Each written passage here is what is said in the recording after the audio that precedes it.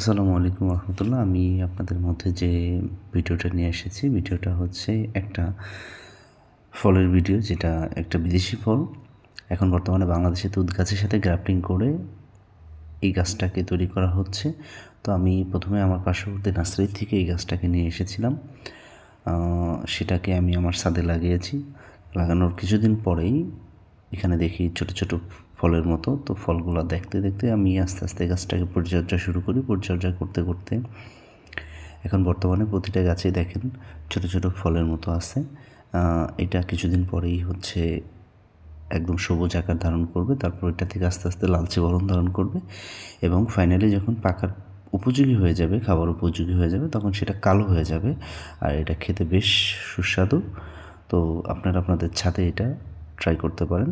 ইনশাল্লাহ আপনারা ভালো একটা ফলন পাবেন এবং পরিবারকে ভালো কিছু খাবার উপহার দিতে পারবেন।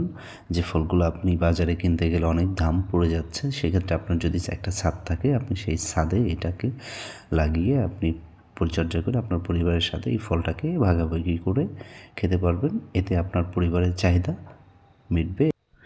এই ভিডিওটি যদি আপনার ভালো লেগে থাকে তাহলে অবশ্যই আমাদেরকে কমেন্টসের মাধ্যমে জানাবেন এবং সাবস্ক্রাইব করে আমাদের সাথেই থাকবেন। ধন্যবাদ।